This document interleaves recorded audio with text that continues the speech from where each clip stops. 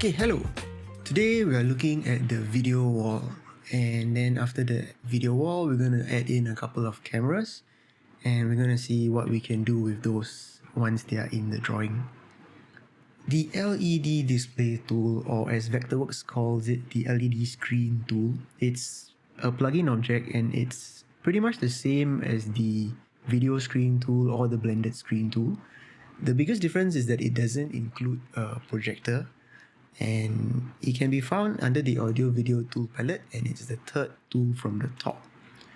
Working with this is the same as any other plugin object. You click once to place, and your second click gives it its rotation. The object preferences will open, and as usual I'm just going to hit OK and let the object appear in my drawing, and I'm going to switch over to an isometric view and take a look at what we have over here. So obviously it doesn't look very much like what you would want an LED wall to look like. I'm going to select this guy and look under the object info palette first. And in here, you can see first that it is made up of a horizontal count of 5 and a vertical count of 5 modules each. We're going to skip the module shape for now, and we will look first at the width and the height. I want this to be a 500mm by 500mm module, and once I change that, you can see that I have what appears to be a relatively reasonable looking LED wall. Okay, it's important to know that when you change the width and height, what you're changing is actually the width and height of the display portion of the wall, not the module which usually holds the electronics and electrical stuff. Okay, so I'm going to just go back into my isometric view over here. The first thing that I'd like to talk about is this section over here, which is talking about building the array based on module counts or based on overall dimensions and spacing. So if you have a project where you already have the content ready to go and you need your wall to be a specific dimension, then you would want to go with overall dimensions and spacing. In my case, I'm building the wall first and then my client gives me the content based on my specs. So I'm going to go with module counts and spacing. You can think about it as a similar idea to how the projector tool or the video screen tool lets you place your projector based on distance or based on length. So what I'm going to do with this particular wall is I'm going to leave it under module count and spacing, and I'm going to change my horizontal count to be 16 panels, and I'm going to do a vertical count of 9 panels. You can see that immediately Vectorworks totals up my module count to 144 panels. And you can also see that its width is an 8 meter by 4.5 meter, which in array size is a 16 by 9. You'll also notice that there is an option to specify how many pixels per module. Typically, most LED walls that we see these days are about 128 by 128, and that will give you the array size with respect to the number of pixels. So your content here is effectively 2048 by 1152, which essentially also translates back to 16 by 9. So with that out of the way, we're going to scroll down a little bit further and we're going to look at the other settings that we have over here. The next thing we see is the base structure, and for this we need to look at the wall from the back. This measurement over here pertains to the small little box behind each LED module. So this is where you would normally hide your electronics for the LED wall. And to start with, maybe I'm just going to set this as 500 by 500 first.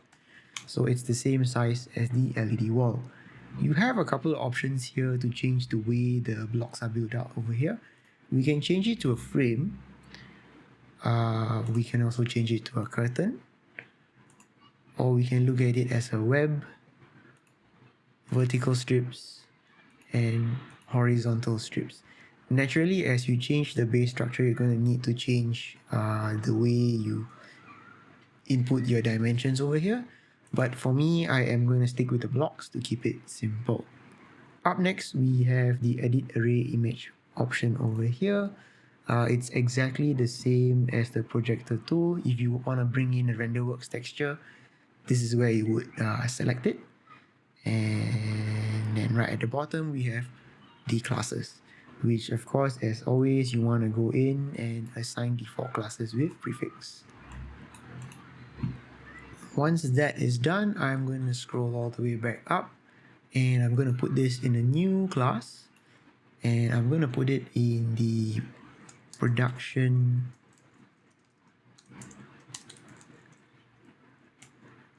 LED wall container class.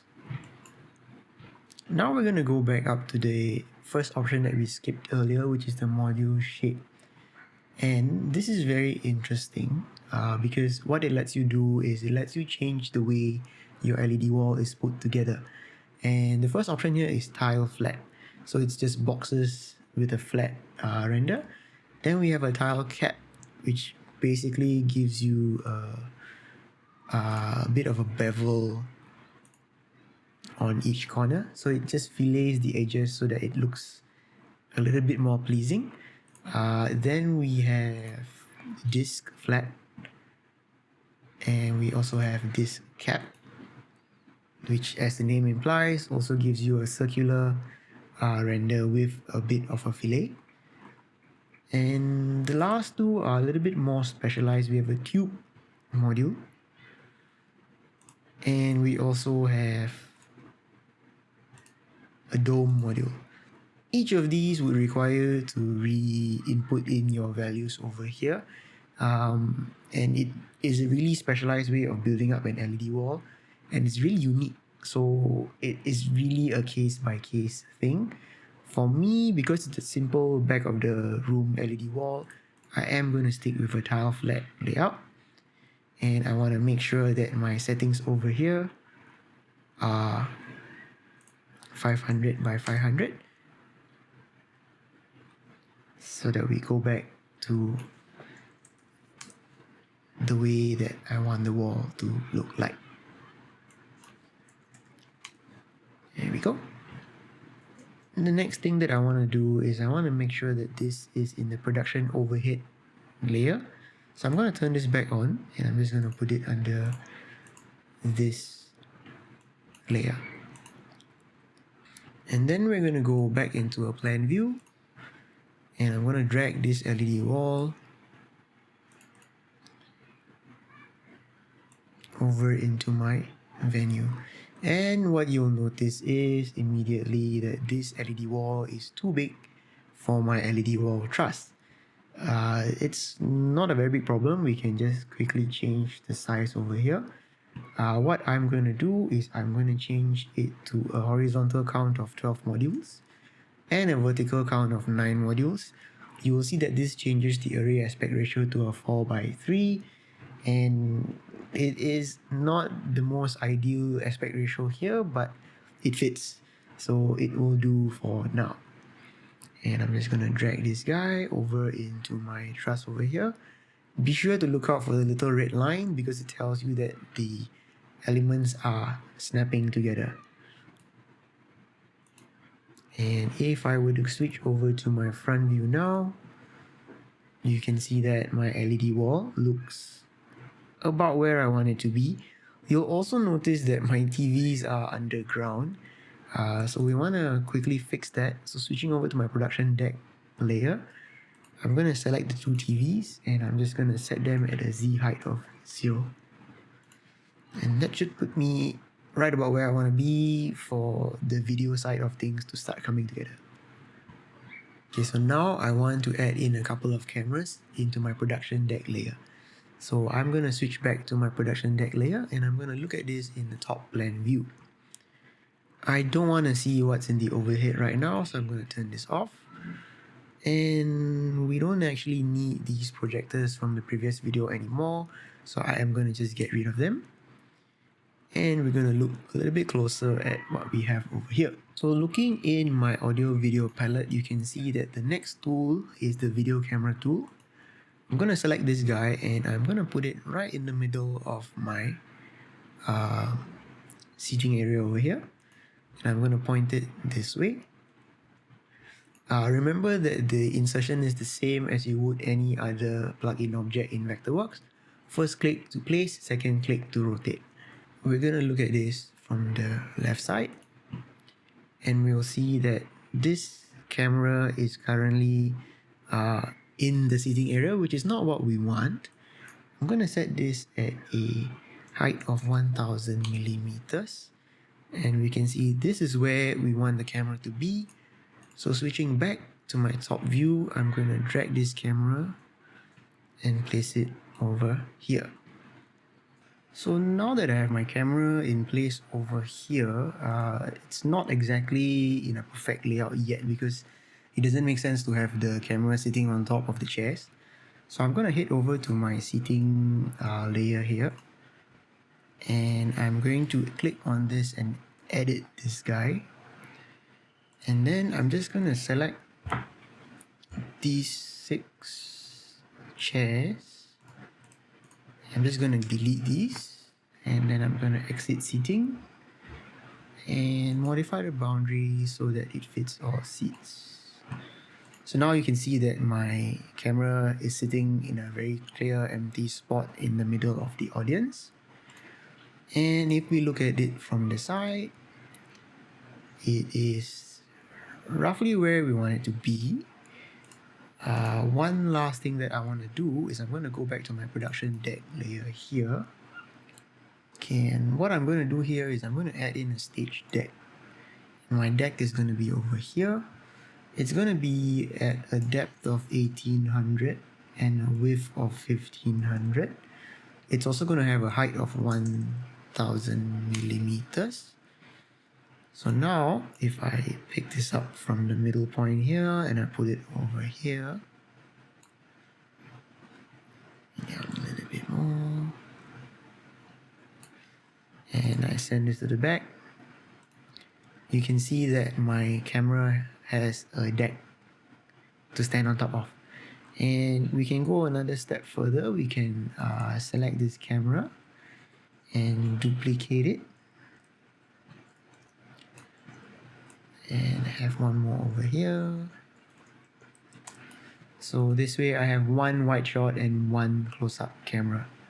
And there's also a little bit of space for my camera operators to stand behind the cameras.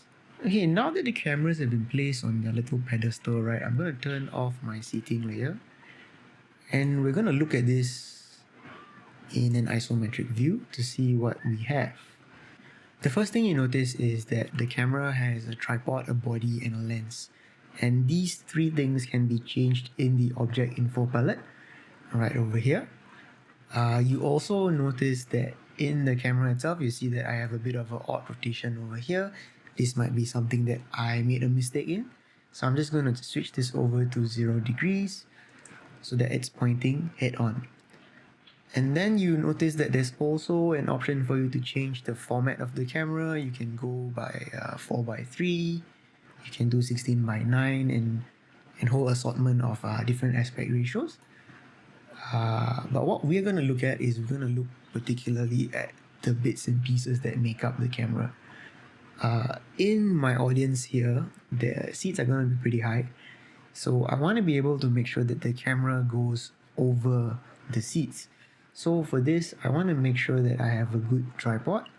So maybe a 29-inch tripod is not what I would recommend. So I'm just going to switch this over to a 48-inch.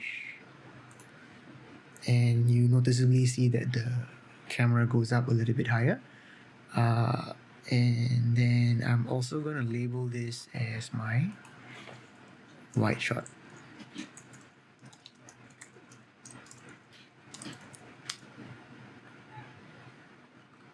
Okay, most interestingly in here, you'll notice that in the object info palette of the camera, we have an activate camera feature.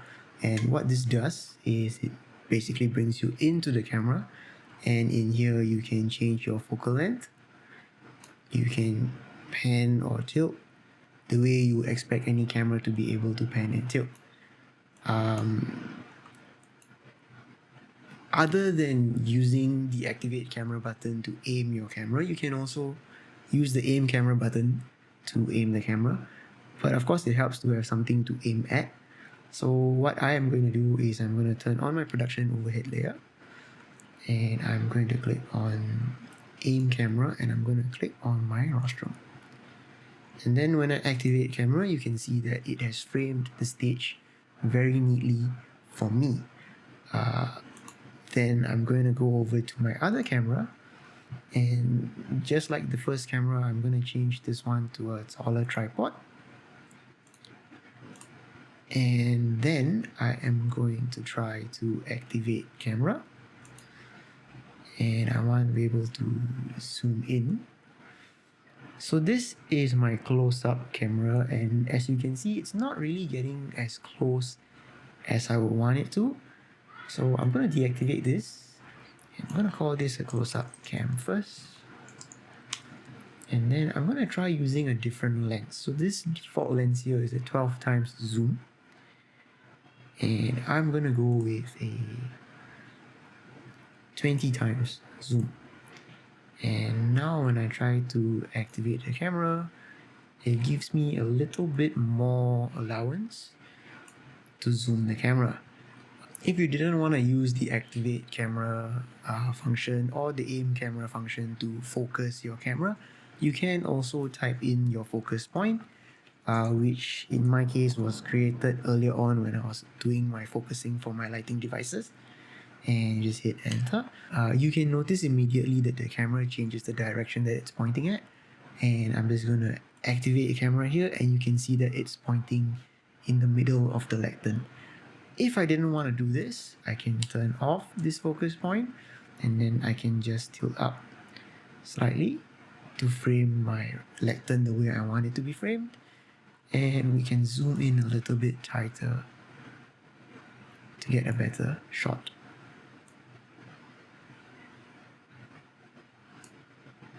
Maybe about minus 1.5. Yeah. And then when we're done, we just deactivate the camera and we come back here. The last thing that we want to do before we are done with the cameras altogether is to select both the cameras and be sure to scroll down all the way and set the default classes to the bits and pieces of the camera. And we're going to select the cameras themselves and put them in a new container class. This is going to be production cameras. As an additional tip, if you are working only with 2D, you do have the option to go into your object info palette and show the field of view of the camera.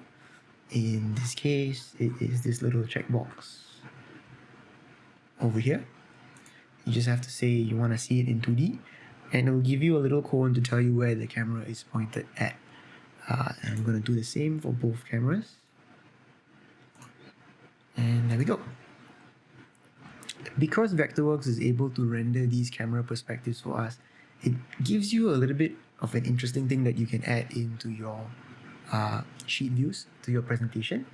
So what I'm going to do over here is I am going to head over to my sheet layers, and I'm going to go over to my ground plane here.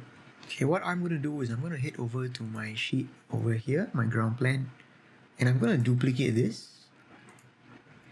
And I'll call this duplicate my camera's plane.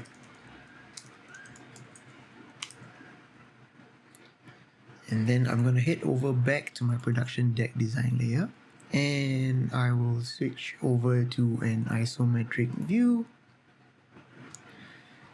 And we want to make sure that we are in the shaded view.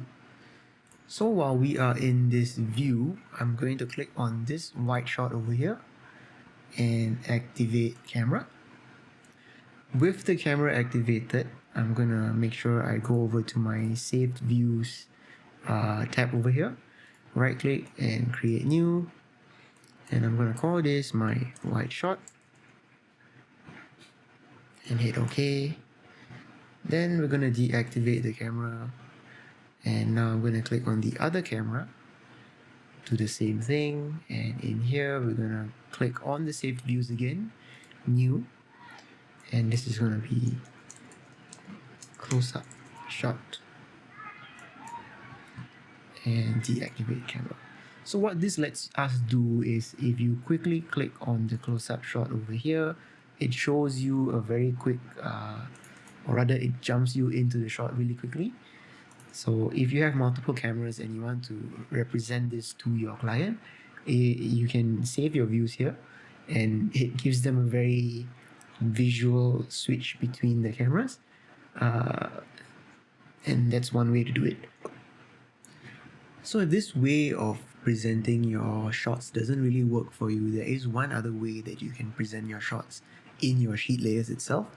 So to do this, first I want to go back into my top blend, and from here I'm going to switch over into my isometric view. I'm going to select on my white shot over here. With the camera selected, I'm going to click on View and go to Create Viewport. Here you get this option to link to the camera and move the camera object, link to a copy of the camera and leave the camera object alone, or don't link it to the camera at all. For my case, I'm going to go with linking to a copy of the camera, and I'm going to hit OK. You get this pop-up here. I'm going to call this viewport my wide shot camera, and I'm going to make sure that it is on my camera blend, and that is about all that I need to change over here. I'm going to hit OK, and you can see that what happens is the camera's perspective gets inserted as a viewport into my sheet layer. So in here I can change the scale of this to maybe a 1/100, and we can put it over here to represent that as my wide shot.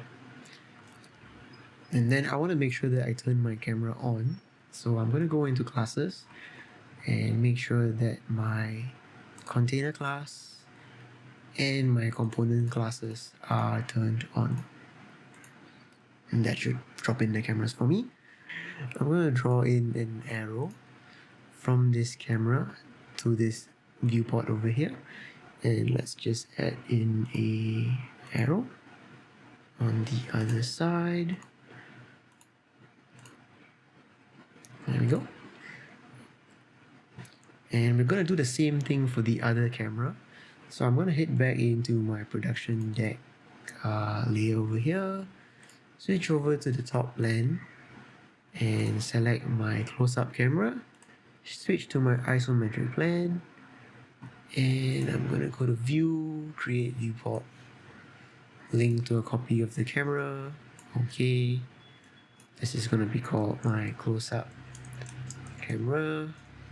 It's going to be on the camera blend, and I'm going to hit OK, and we're going to switch this over to a 1/100, and we're going to put it over here,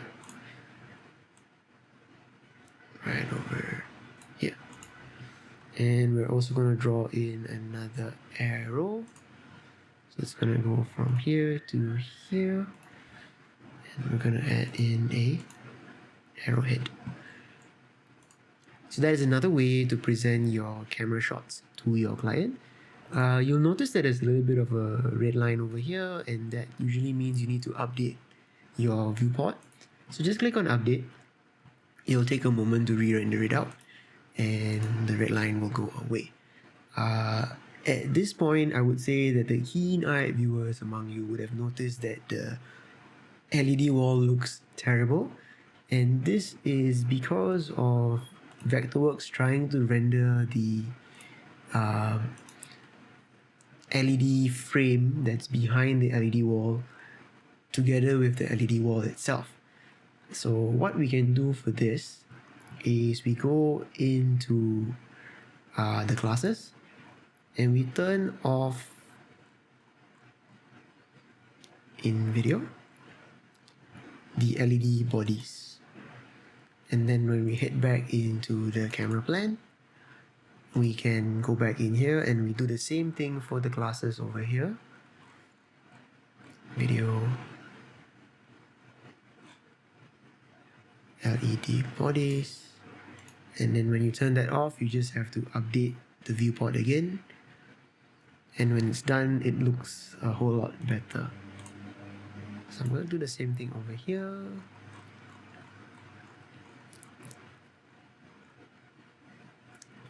Bodies. And I'm going to update this.